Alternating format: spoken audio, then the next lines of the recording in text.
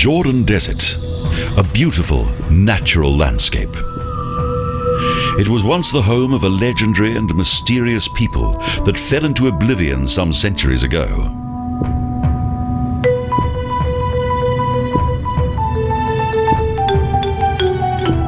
The Jordan Desert, former land of the Nabateans. Their realm was at its zenith some 2,000 years ago and resulted in some of the most fascinating ruins of antiquity. Surrounded by a breathtaking landscape, here there are still many impressive monuments that date back to the time of the Nabateans.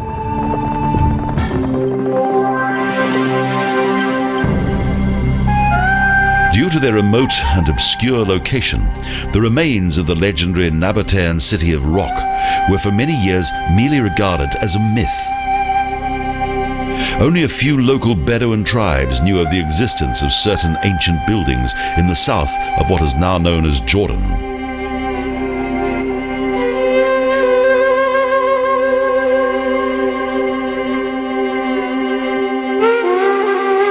El-Barid, that is often referred to as Small Petra, is, like the nearby capital of the Nabateans, also protected by rocks.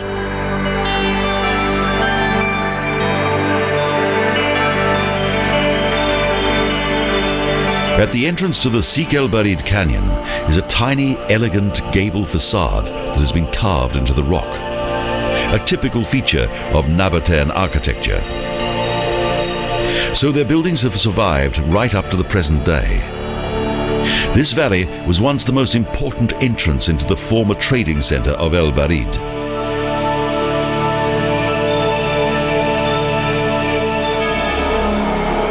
The history of settlement in this unique landscape began in the 4th century BC, long before the arrival of the Nabateans. The remains of a prehistoric settlement were discovered just a few kilometers southeast of El-Barid.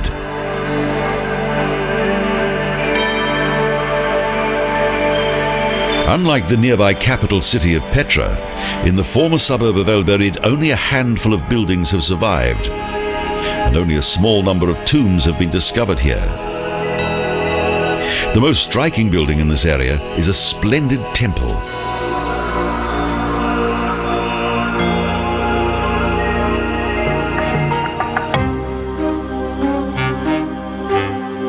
However, despite its lack of impressive monuments, the former trading post of Petra continues to attract a growing number of sightseers. Its main attraction are the many cave-like entrances in the rock walls. Most of them are known as Tricliniums.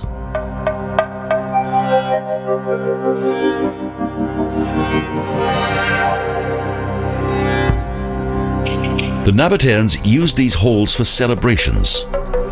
The stone beds indicate that those who came here spent the festivities lying down, a strange custom of those distant times.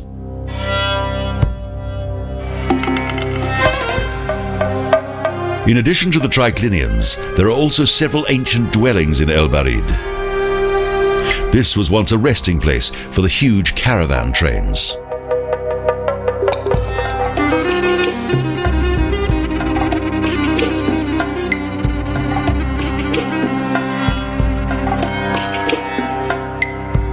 Both El-Barid and Petra were located in very favourable positions, at the junction of several ancient trading routes that led from the Arabian Peninsula to as far as Anatolia and into today's Syria and Egypt.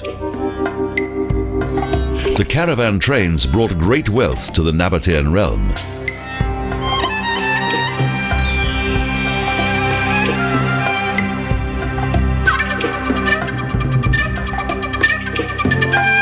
One of the most striking sights in El-Barid is several beautiful steps that have been carved into the rock.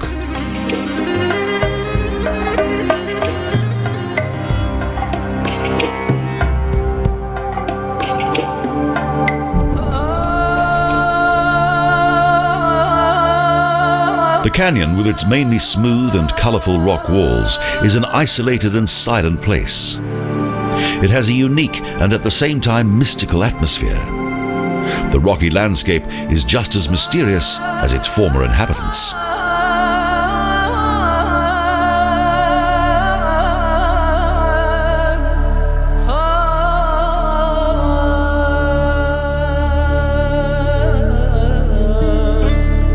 The first Westerners to discover these ancient ruins were puzzled as to the significance of these long stone steps.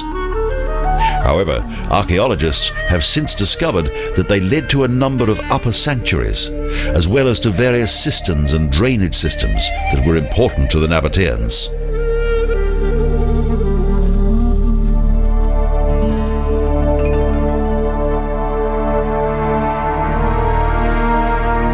The technical knowledge and achievements of this ancient desert tribe were quite remarkable.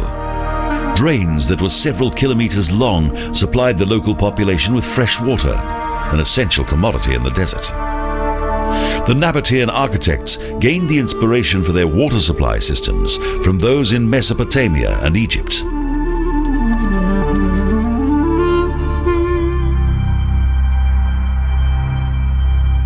Although El-Barid was more than anything else a trading centre for passing caravan trains, it also contained a number of sacred buildings, such as artistically designed rock temples and many other more modest sanctuaries.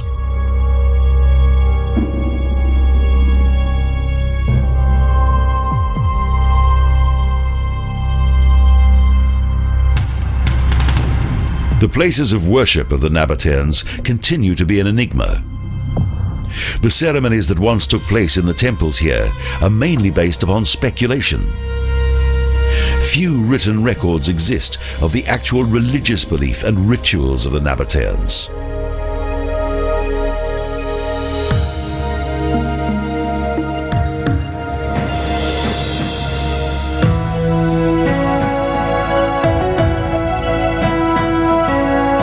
Historians believe that the religious belief of the Nabateans was similar to other pre-Islamic religions of the Near East.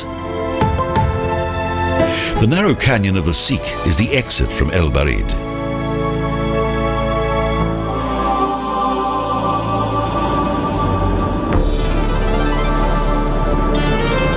In the south of the Hashemite kingdom of Jordan is a similar impressive desert landscape. Its mighty rocks are similar to those in the area around El-Barid and Petra.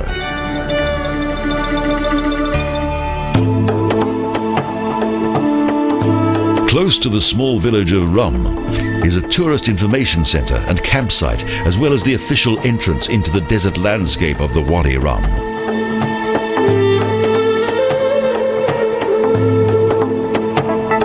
From here, the terrain may be explored by jeep or on foot. Each tour is led by an expert guide.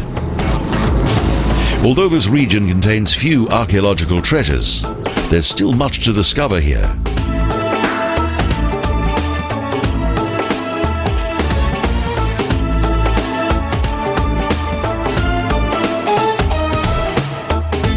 For many centuries, the village of Rum has been a centre of law and order. It's the location of the now famous Jordan Desert Police.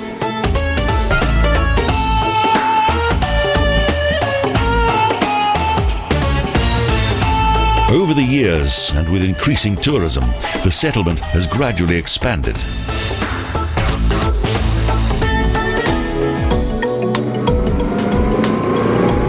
And a unique historic personality has also helped to make this area well known.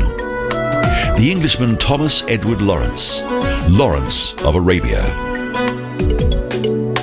At the beginning of the 20th century, the archaeologist, linguist, secret agent and military advisor often came to the Wadi Rum.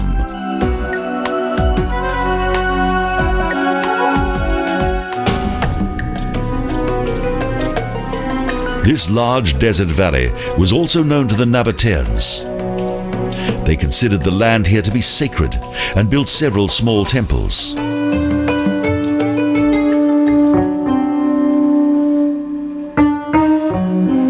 Prior to the arrival of the Nabateans, the Ad tribe built a sanctuary below the Jebel Rum.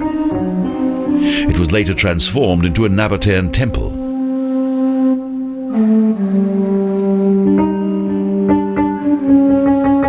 In the last century, northwest of the temple, archaeologists also discovered the remains of an early Nabatean settlement, as well as a quite sophisticated bathing complex.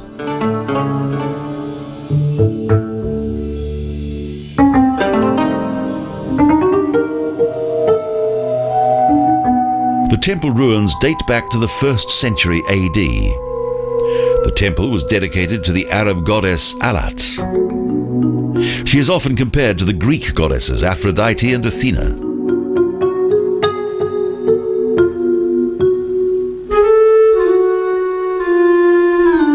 Towards the end of the Nabatean realm, an increasing number of female deities were worshipped. At first, the Nabateans mainly worshipped the male god Dushara.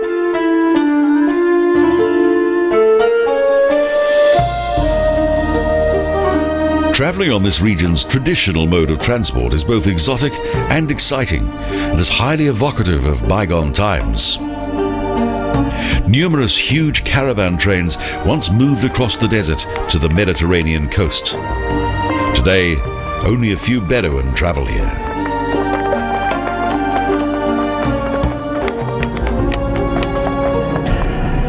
We explore the Wadi Rum by jeep.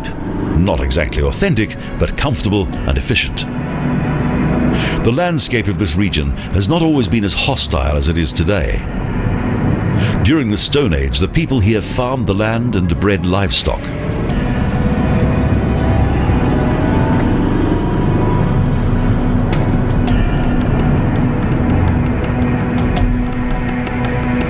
However, the climate eventually changed dramatically when a long, dry period forced this region's primeval inhabitants to move elsewhere.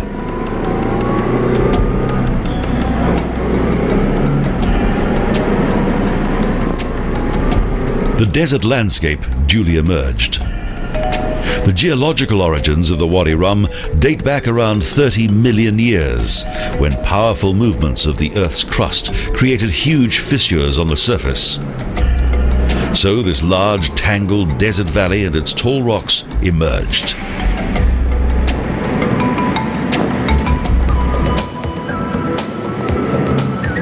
One of the region's most famous natural landmarks is situated in the northern part of the Wadi Rum.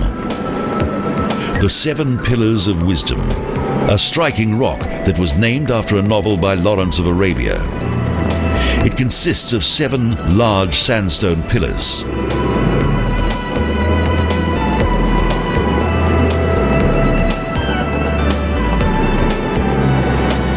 The desert landscape was also made famous by the film Lawrence of Arabia that was made here in 1962.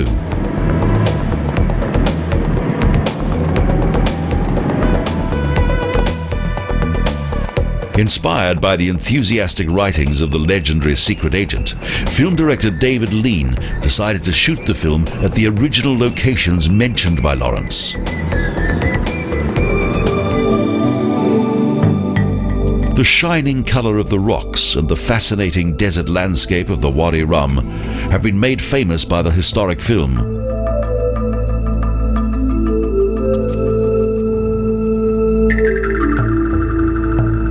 More and more visitors now come to South Jordan in order to experience the beauty of this landscape with their own eyes.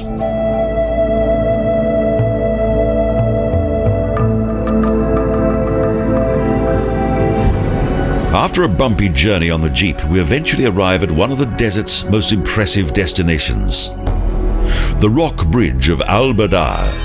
Over the course of time, the mighty forces of erosion have sculpted the landscape and have created a magnificent and fascinating work of art.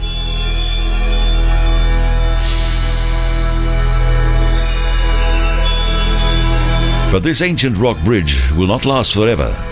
One day it will almost certainly collapse. But until that time comes, the crossing of the Al-Barid Bridge will be a special adventure, but only for the stout-hearted.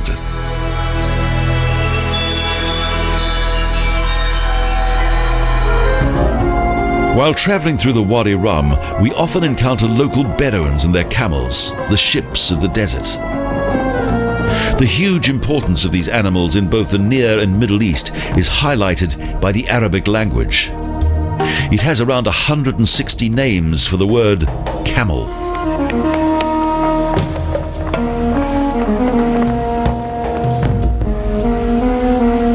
Several basic desert camps are an ideal place to take a break. Many journeys embark from here. This camp provides an ideal opportunity to gain a good insight into the traditional Bedouin way of life.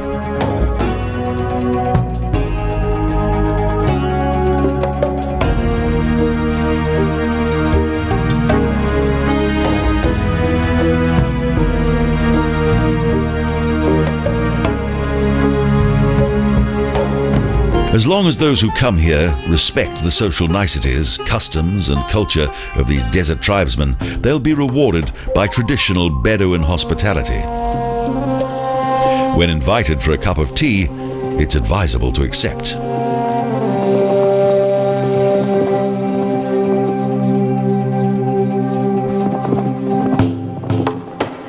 Indeed, tea is a refreshing and welcome drink prior to any journey across the desert.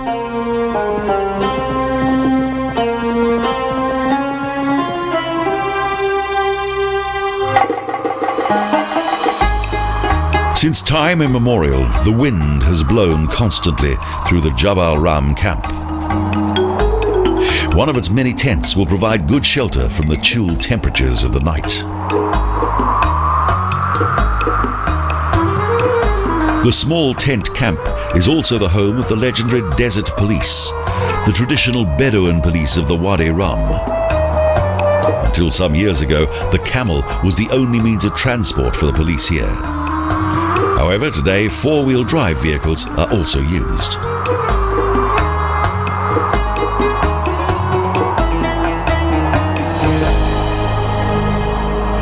The Bedouin village of Rum is not the only place that provides overnight accommodation. The Beit Ali camp is also available.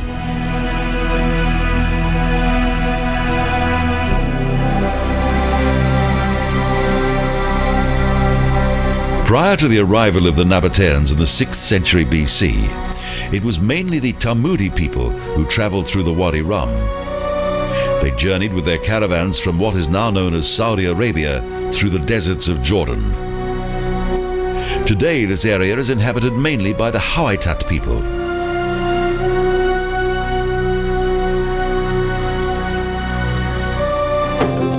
On our journey through the wilderness, we come across various railway lines.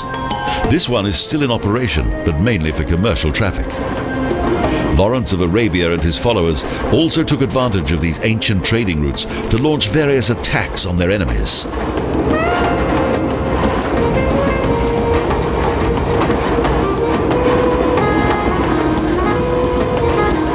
The hostilities reinforced the revolutionary struggle for the liberation of the Arabs against the Ottoman Empire.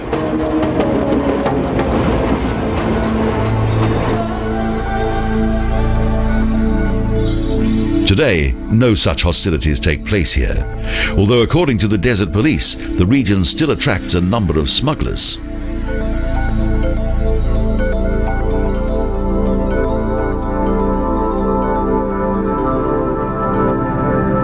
The entire Wadi Rum area covers 720 square kilometres. In addition to its cultural and historic importance, this area is also of immeasurable value to its wildlife.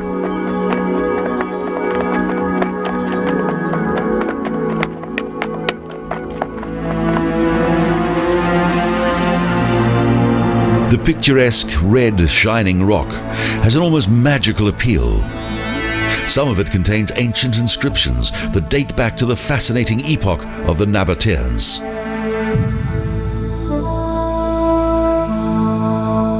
Several jeep tracks underline the fact that the Wadi Rum has in recent years developed into an extremely popular tourist attraction. A visit to this famous desert has now become an absolute must on any journey across Jordan.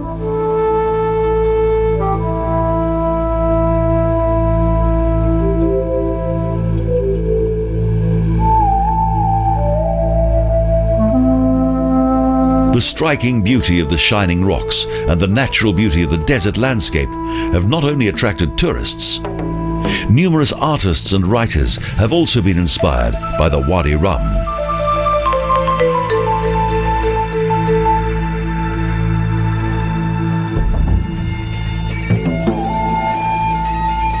As soon as the sun has set, something special takes place in each camp.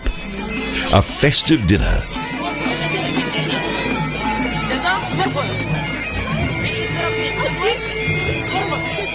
The energetic dances of the local habitat demonstrate the joie de vivre of the members of Jordan's largest Bedouin tribe.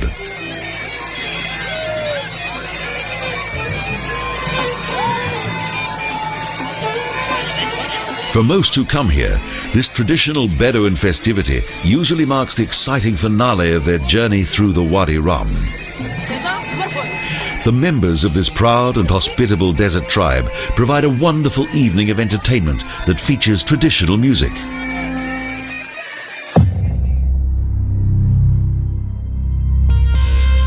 Close to the small village of Wadi Musa are the splendid remains of the ancient capital city of the Nabateans, the legendary rock city of Petra.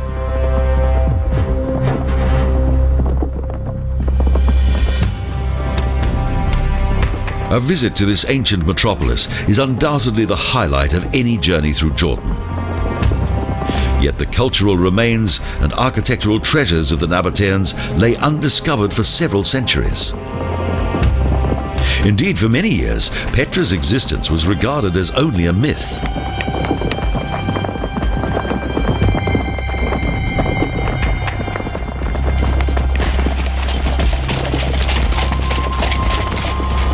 Since it was rediscovered in the 19th century, it's become extremely popular with visitors from all over the world. Interest in the former capital of the Nabateans is hardly surprising. Petra is now one of the most important ruins of antiquity.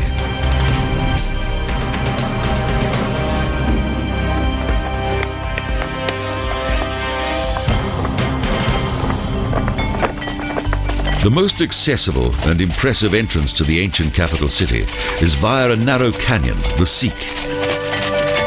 We soon come to the first imposing building created by the Nabateans that consists of not just one, but two buildings.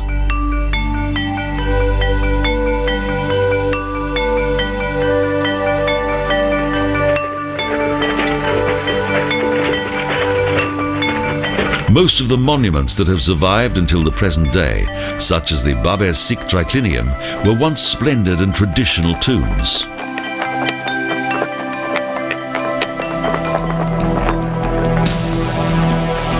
The world of the Nabateans, that was once thought to have been lost forever, is full of mystique. In many places, the Sikh is so narrow that little sunlight is able to enter the bottom of the canyon. These tall rock walls once provided the city's former inhabitants with natural protection against unwanted visitors.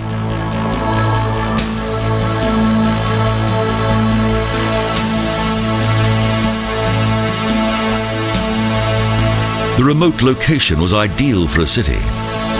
In addition to its well-protected and obscure location, the high valley lay close to several important caravan routes. These routes were once of great importance for the region's trade.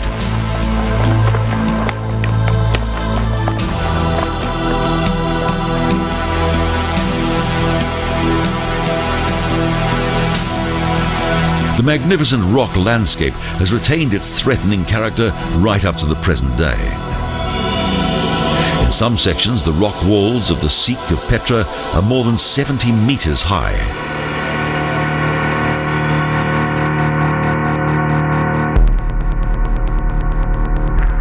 But the fairy tale scenery within the canyon also had its dangers. Heavy rainfall often caused serious flooding and turned the narrow confines of the Sikh into a death trap.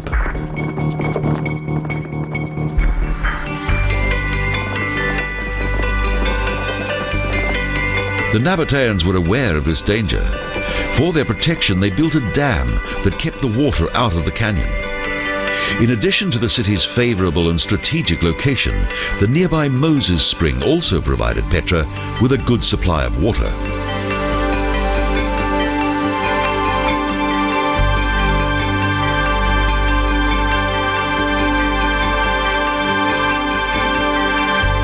A 2-kilometre-long water canal that ran parallel with the Sikh and was carved into the rock face once supplied the city with drinking water.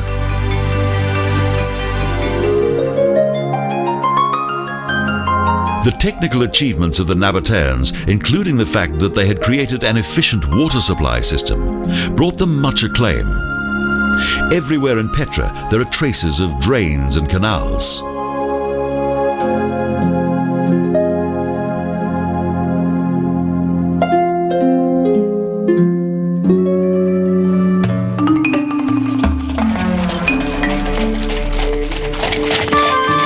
However, the flood prevention system created by the Nabateans eventually fell into disrepair. So heavy rainfall eventually became a hazard once again in this area. The last tragic incident took place here in the 1960s when a group of French tourists were swept away by the floods. Many died.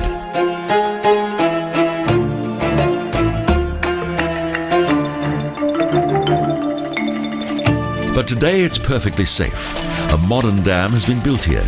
It redirects the floodwaters of the Wadi Musa into less threatening areas.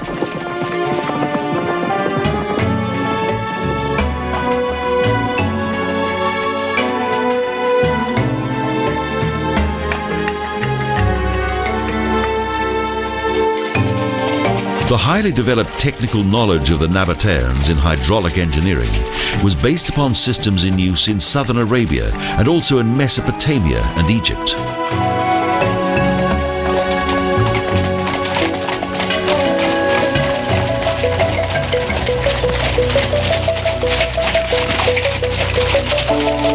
Although Nabatean culture fell into oblivion for nearly 2,000 years, today it has enjoyed a rebirth due to the discovery of Petra.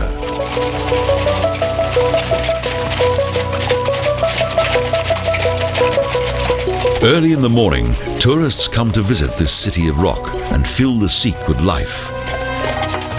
Numerous carriages transport hordes of visitors into the former centre of power of the legendary Nabatean realm. At the end of the narrow canyon is a unique building. The treasure house of Pharaoh Khazneh is Petra's main landmark. It is the most beautiful and also the most photographed building of this ancient city. Due to its hidden location, the decorative stone facade has survived to the present day.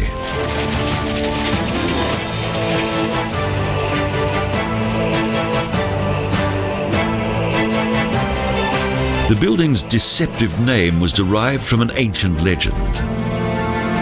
It was thought that the Bedouins suspected that the pharaoh's treasures were contained within a massive 3.5-meter high stone urn in the facade's capital.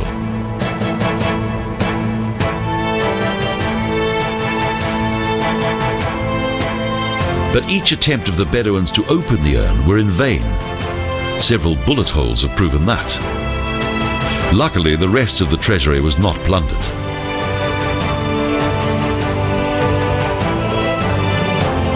So this remarkable building, set within a fascinating landscape, still shines out today in most of its original splendor.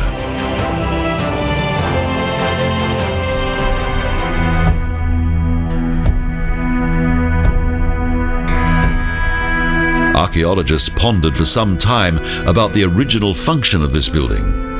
They now believe that it was first intended to be a tomb.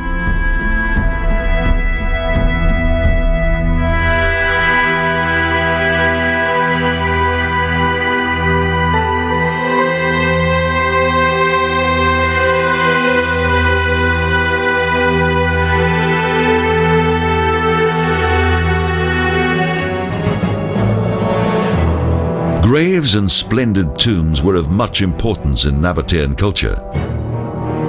But it was not only kings who had fine tombs.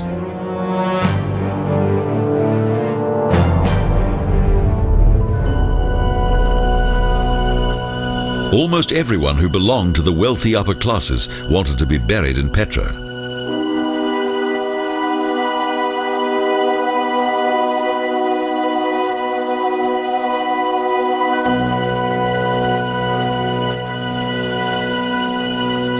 It seems that the Nabateans believed in a kind of life after death. Many of the graves have been damaged by the elements.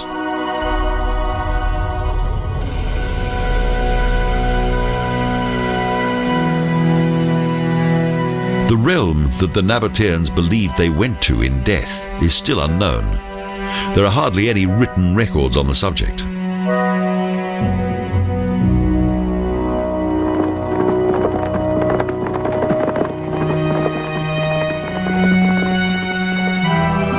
Whether the dead became a part of a shadowy kingdom or travelled into a divine or hellish sphere will always remain a mystery.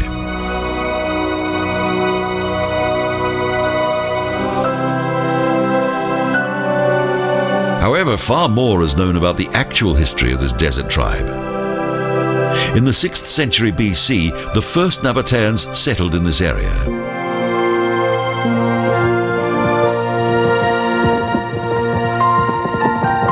But it took 500 to 600 years for the Nabatean culture to reach its zenith, and for the construction of such impressive districts as the Street of Facades.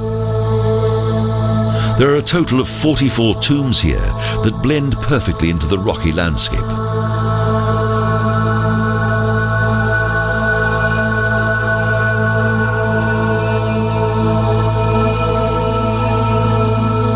The tombs in the Street of Facades are situated on each side of an open square.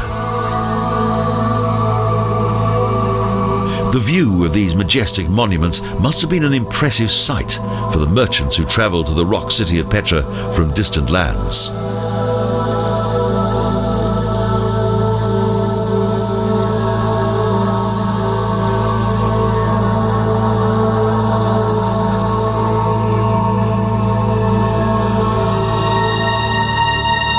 Long before antiquity, the Arabian Peninsula was a centre of worldwide trade.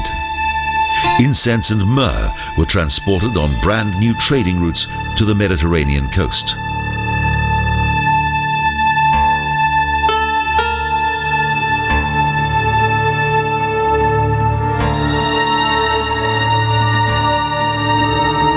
In around 300 BC, the desert tribe of the Nabateans gained increasingly more political and economic influence in the area that is now Jordan.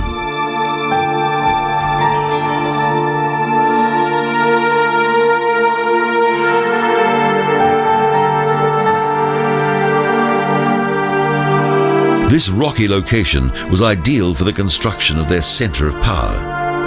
Particularly in the early years, the protection that was provided within the hidden desert valleys was of great importance to the tribe.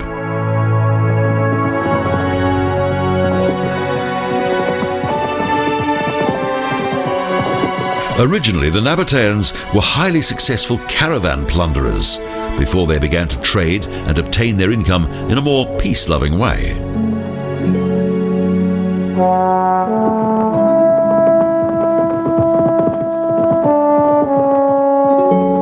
Those who make the arduous ascent are rewarded by some magnificent views. And these higher regions provide a fascinating insight into the religious culture of the Nabatean people.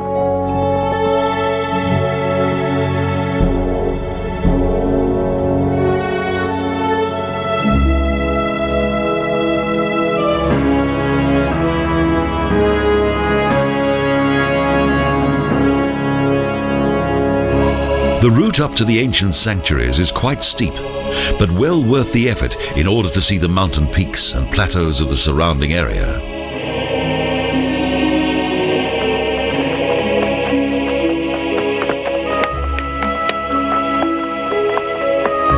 Again and again we pass various ruins.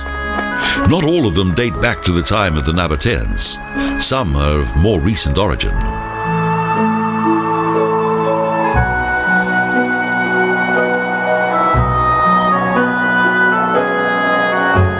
On the northern edge of the Jebel Madaba are the ruins of a fortress that dates back to the time of the Crusades. 2,000 years ago, the steep path that leads up to the Nabatean sanctuaries was an important sacred route.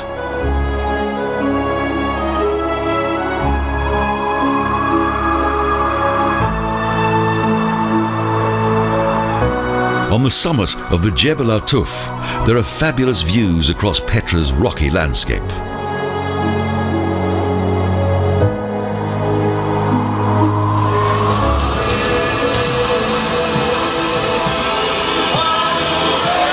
But the main attraction is this high place of worship. It's one of the most impressive and well-preserved places of worship in Petra. Here, the Nabateans sacrificed mainly dead animals to their gods.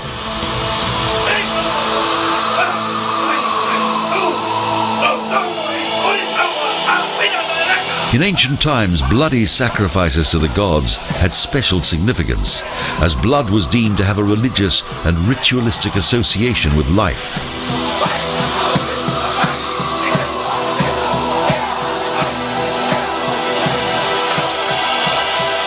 The high place of worship on the Jebel Atuf was not accessible to the masses, as there was only enough room to take a few of the faithful at a time.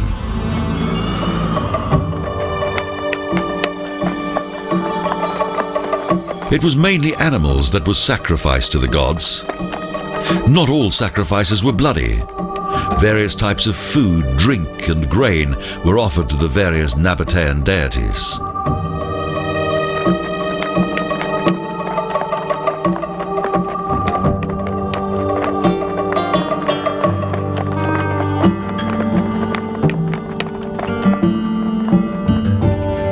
The love of the Nabateans for rocks and caves was indelibly linked to their main god, Dushara, for he also was made of stone.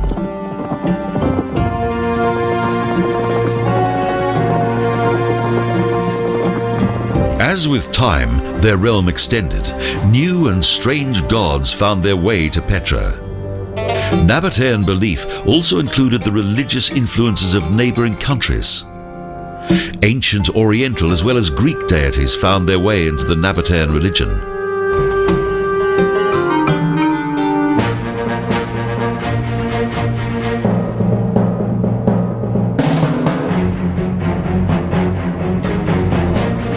But the influence of foreign cultures was not only to be found in religious matters, it was also present in the city's architecture.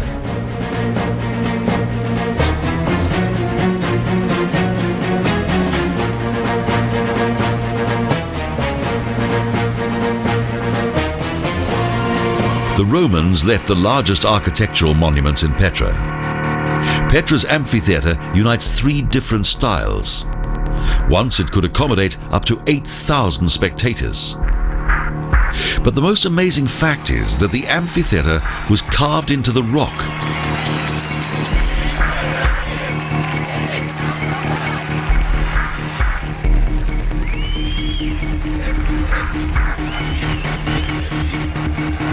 The wonderful acoustics of the Roman amphitheatre have survived to the present day, although the building lay hidden for several centuries until archaeological excavation uncovered it.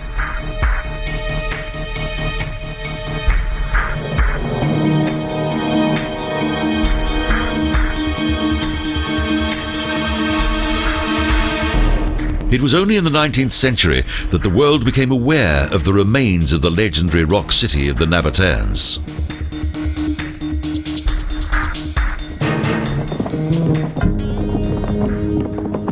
Swiss explorer Johann Ludwig Burckhardt was the first European to enter Petra Valley. Until then, the local Bedouin had kept the secret of this ancient metropolis to themselves.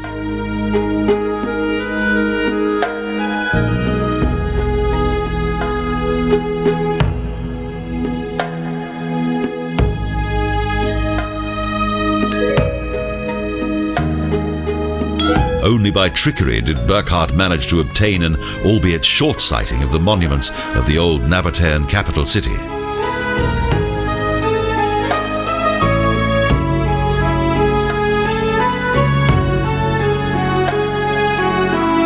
More detailed drawings, such as the King's Wall, only came much later.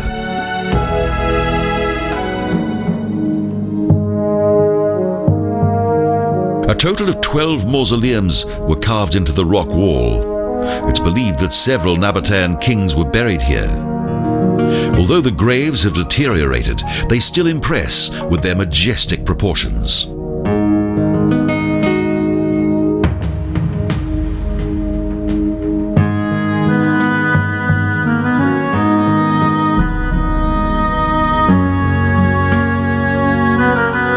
Directly next to the silk grave is the Corinthian grave. It is of special archaeological interest as it unites various architectural elements of both Nabatean and Hellenistic design. The once imposing majesty of the building is still obvious despite its poor condition.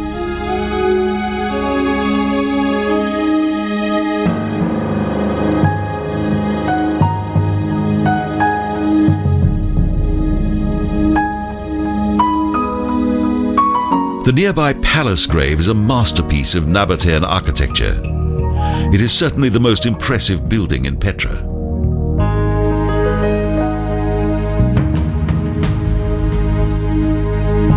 With a width of 49 meters and a height of 45, the palace grave even surpasses the treasure house of the Pharaoh, although the latter is in far better condition. It bears no inscriptions, so it's still unknown for whom it was built.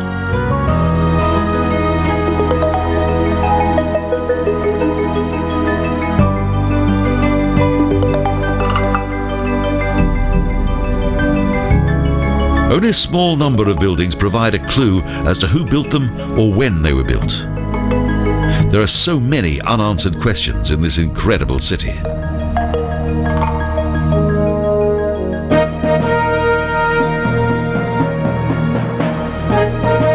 For centuries, the Nabateans defended their economic and cultural way of life successfully against their enemies.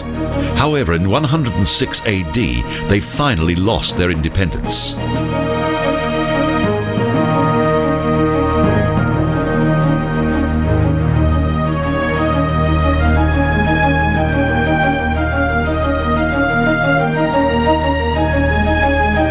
The once proud and large realm of the Nabateans was annexed by Emperor Trajan and transformed into a Roman province.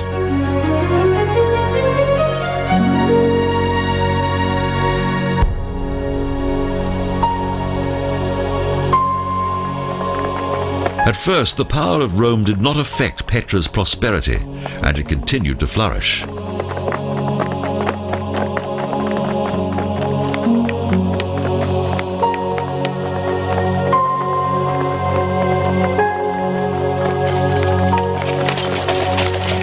The Romans built even more splendid buildings along the Street of Pillars, otherwise known as the Street of Colonnades.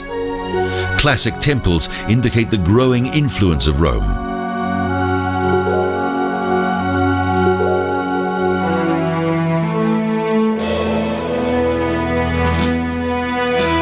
Trajan wanted to transform the former capital of the Nabateans according to Roman design. He thought it would be more beautiful.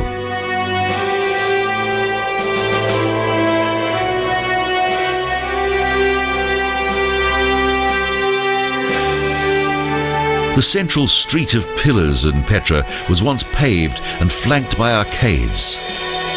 Lying in their shadows were refreshment houses and markets.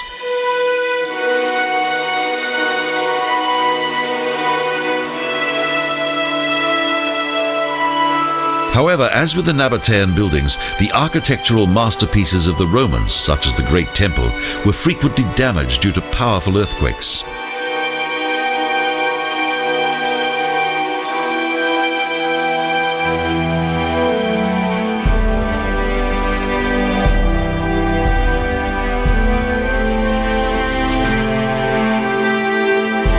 With these new Roman buildings, for some years Petra still retained a special position in the Roman Provincia Arabia.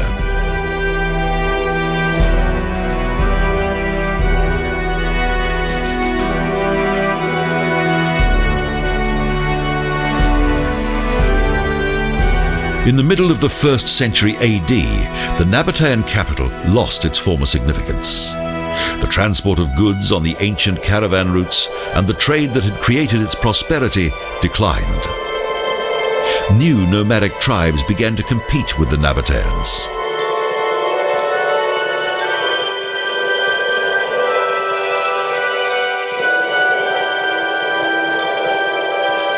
Being a part of the Roman Empire guaranteed the inhabitants of Petra a certain amount of stability and security.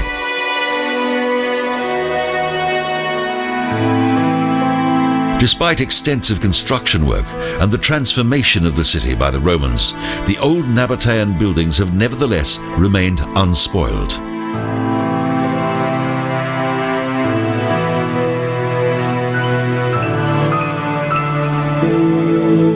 Due to extensive restoration work that has been undertaken in recent years, the Qasr el-Bint is now one of the most well-preserved buildings in Petra.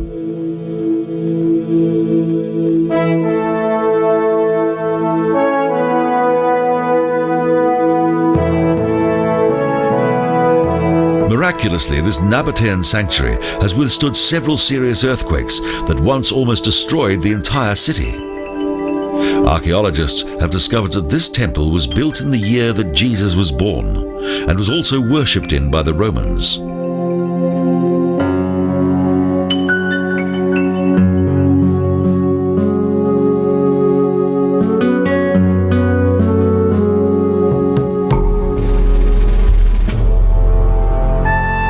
The Wadi Sayag is tranquil and idyllic. Once a popular suburb of the Nabatean capital was located here.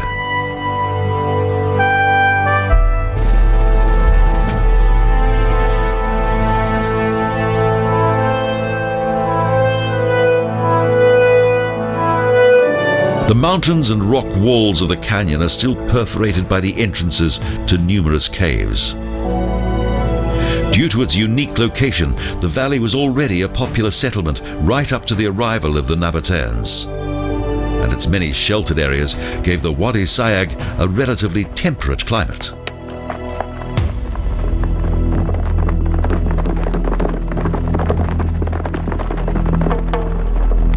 The main route along the canyon not only leads through fascinating scenery, but also into a highly mystical area within this legendary desert realm.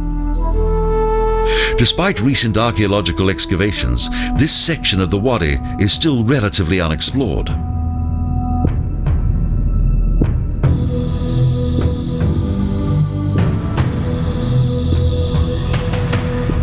Many secrets of this ancient culture lie hidden at the foot of these rocks, and some will remain a secret forever.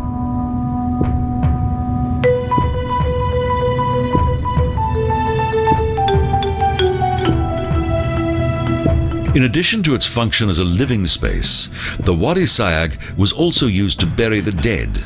There are several simple graves and triclinies in the monastery group. Close to this impressive building complex are the remains of a sacred place of worship.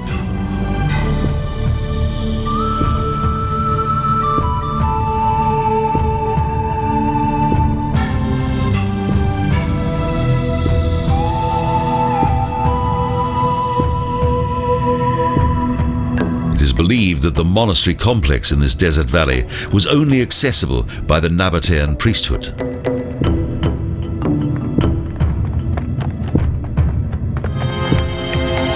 The Ed-Dir was of special religious importance. The ascent to the famous hermitage is one of the most beautiful routes in the Petra region.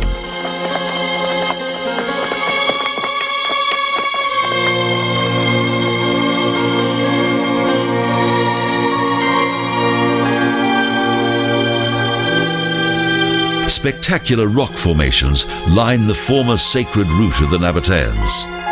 They give this place a unique and dramatic appeal. For the former inhabitants of the rock city of Petra, the demanding climb up to Ed-Dir must have seemed like the gateway into a divine place.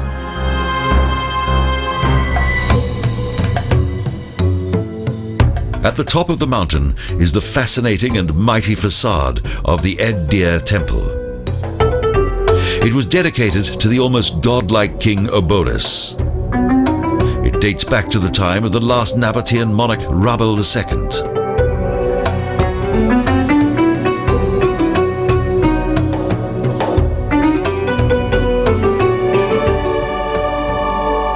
The breathtaking mountain landscape provides an atmospheric backdrop to the religious ceremonies once performed by high priests. For a religion of which the main god Dushara lived in stone, there could hardly have been a finer place than the high plateau of Ed-Dir.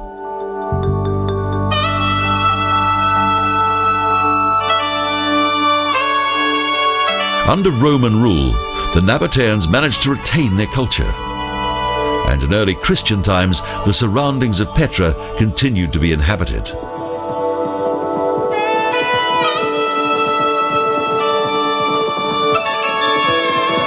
This desert people was also mentioned in Byzantine times.